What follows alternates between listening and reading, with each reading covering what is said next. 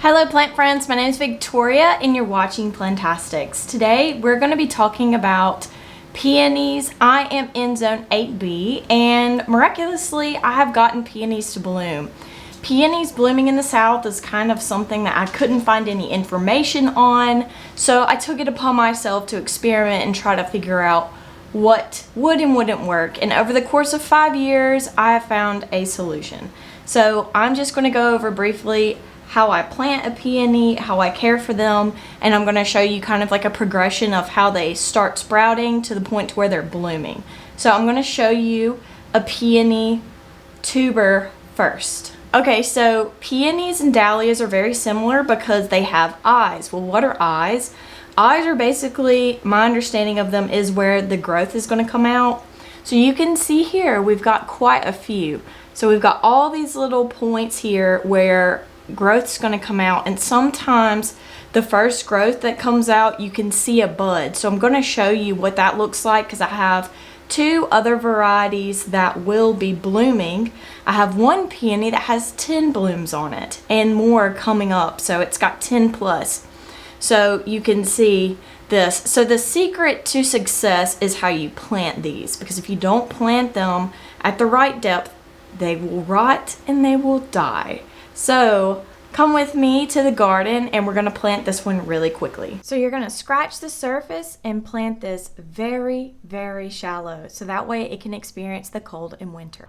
This is what they look like when they start to bloom.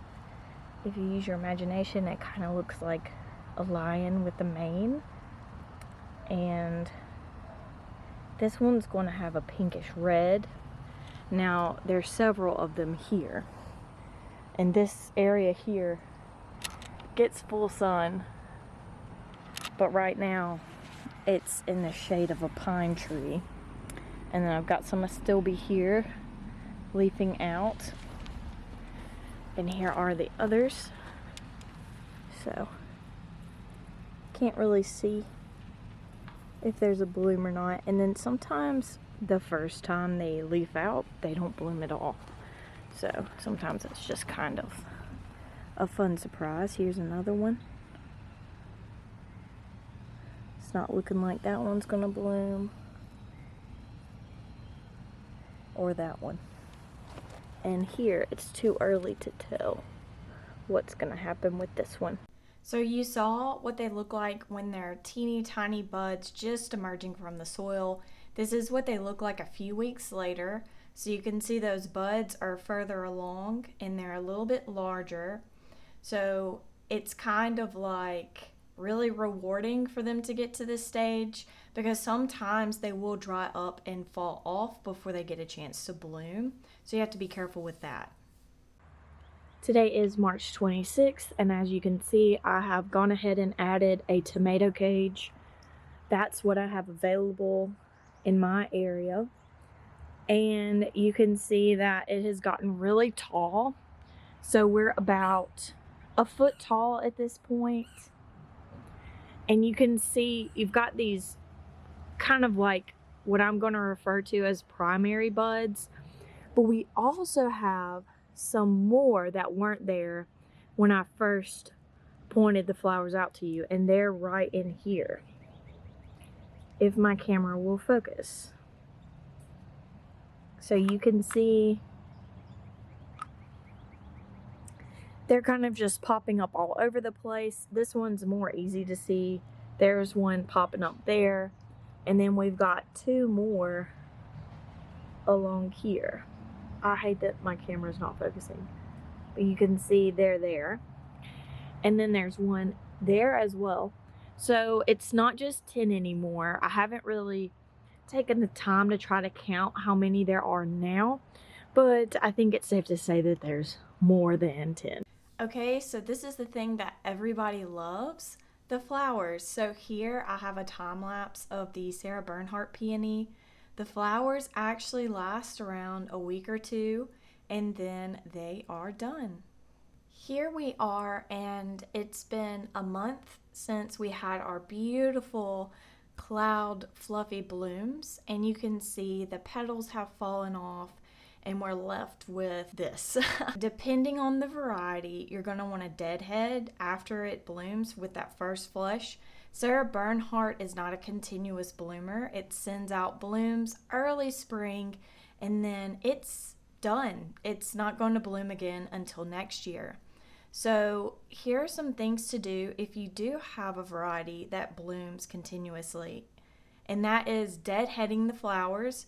So once those peonies have finished blooming and the petals are kind of falling off, it's important to remove those spent flowers, and this process is known as deadheading.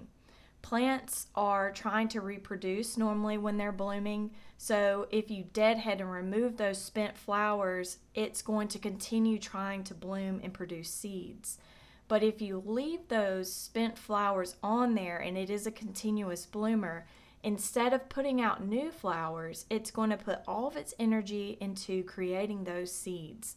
So that's why it's important to deadhead some varieties, because it can cause you to have more flowers. Sarah Bernhardt's not a continuous bloomer, so deadheading is not necessary.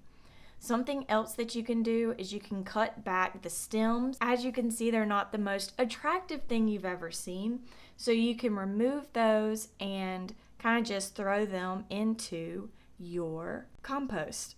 So something else, and the most important thing you're going to want to do, is after it's finished blooming, you're going to want to enrich the soil.